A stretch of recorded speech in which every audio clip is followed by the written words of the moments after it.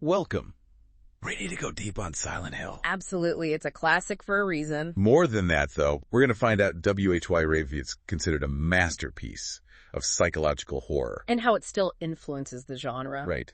Even today. We've got an awesome article from a gaming blog to guide us. Silent Hill, a comprehensive journey through horror. You got it. It's super detailed, so buckle up. I'm ready. Always up for a Silent Hill deep dive. Okay, so picture this. You're a dad driving through fog, and suddenly your daughter vanishes. Talk about a nightmare scenario. That's Silent Hill in a nutshell. You're Harry Mason searching for Cheryl. In a town with more secrets than you can shake a stick at. And a seriously creepy vibe. But it's not just cheap scares. No way. Silent Hill gets under your skin. It messes with your head. That's what makes it special. Right. Like way more than your average horror game. So how does it do that? What's so different about it? Well, for one thing, the whole town is basically an extension of the character's psyches. Oh, interesting. I never thought of it that way. So you're saying the town itself reflects their inner turmoil. Exactly. It's like a twisted mirror reflecting their deepest fears and guilt.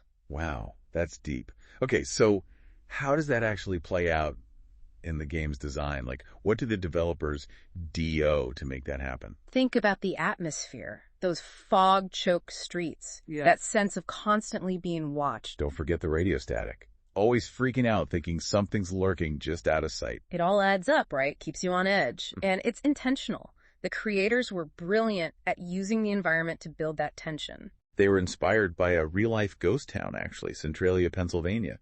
This whole town was devastated by a coal mine fire that's been burning for decades. I had no idea. That's intense. intense. Yeah, they used that real-world tragedy to make Silent Hill feel grounded in something real, even though it's totally supernatural. Smart. It makes that fear of being lost and alone that much more effective. Totally. Okay, but here's another thing that messes with you in Silent Hill. The multiple endings. Oh, man. Those will stick with you. It's not just replay value. Your choices as Harry actually determine how it all ends. Talk about pressure. Have you played through all the endings? Yeah. Some gave me a sliver of hope, but others. Merlin Corman just left me feeling cold. That's what I love about it. You're left wondering what really happened, questioning everything. But how did Silent Hill pull this off back in the late 90s? What made it stand out from other horror games? It proved you didn't need over-the-top gore to scare people. Atmosphere, psychological tension, that's where it's at. And they use the PlayStation's limitations to their advantage. Exactly. Like that fog. It masked the console's draw distance while creating this incredible feeling of claustrophobia. Genius. They turned a technical limitation into a narrative strength. And that's what makes Silent Hill a true game changer. Totally agree. It's more than just a game, really. It's an experience you don't forget. Absolutely. And that's thanks in part to how the game uses, or should I say feels, on the PlayStation. Like the controller vibration wasn't that innovative back then. You mean the heart rate mechanic? That's brilliant. The controller vibrates with Harry's heartbeat. The more scared he gets, the more you feel it. They weren't just making a game. They were messing with your senses. For real. Speaking of senses, we can't forget the music. Akira Yamaoka. The sound is as important as the visuals. The article described it as the sound of your worst nightmare, but you can't stop listening. What they mean by that? It's true, though. His music gets under your skin. Like, how so? Give me an example. It's not just background music. It's part of the experience. He mixes industrial sounds with these haunting melodies, throws in eerie silences, then bam! Sudden noise. So he keeps you guessing, playing with your expectations. Yeah. Master of suspense. There's this one track, Theme of Laura. Starts out innocent, almost childlike. Oh yeah, I remember that one. Played on a music box, right? Yeah.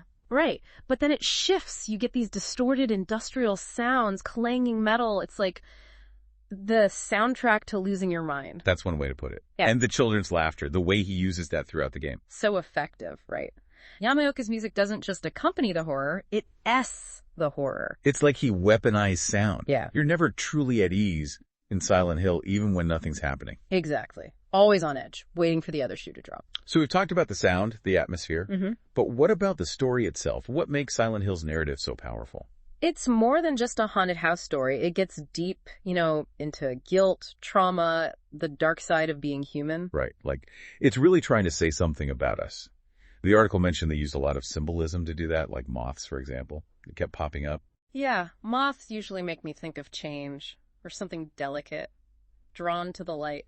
Which, when you think about Harry's search for his daughter, It's perfect. He's drawn to this hope, even if it's surrounded by darkness. and that's what I love about it. They don't spell everything out for you. You're No. getting these layers of meaning. It's like you're experiencing the character's inner turmoil firsthand, not just watching it. Exactly. And the town itself becomes part of that. It's almost like Silent Hill is a character itself, you know? Oh, totally. Like it reacts to you. It's not just a backdrop. It's part of what makes the story so messed up. Which brings us back to those multiple endings. They Yeah. really make you think about what you've done, what it all means. There's no easy answers in Silent Hill, is there? It's like it's saying, life's messy, deal with it. Yeah, and I think that's part of why it's still so effective. We're still drawn to stories that make us confront those uncomfortable truths. Speaking of uncomfortable, did you know that Silent Hill was almost a totally different game? Really? How so? It was supposed to be way more action-packed. Can you imagine? Wow. Yeah, that would have been a completely different beast. Thank goodness they went with the psychological horror vibe instead, right? Totally. It was a risk, though. I mean, back then, were people really ready for that?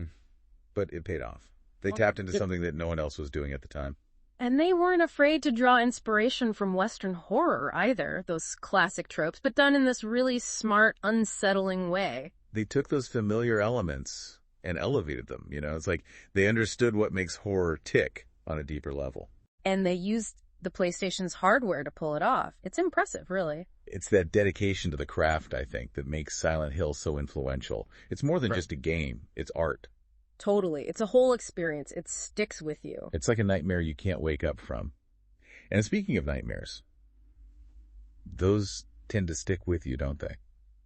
It's true. It gets in your head and just stays there. Like a bad dream you can't shake. And you know what?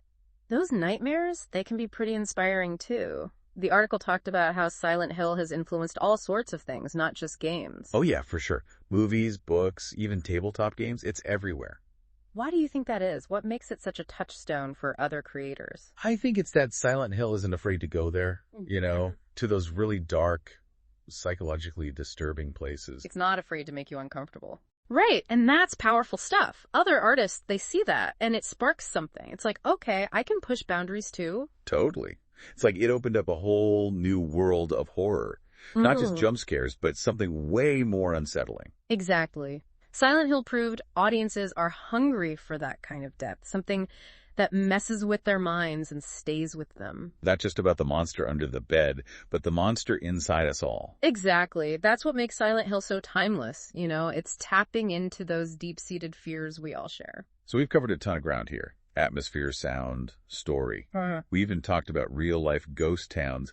But before we wrap up this Silent Hill deep dive, I want to hear from you. What really stuck with you? Did anything surprise you? I'm curious, too, what resonated with you? For me, it's the realization that Silent Hill is more about what they don't show you.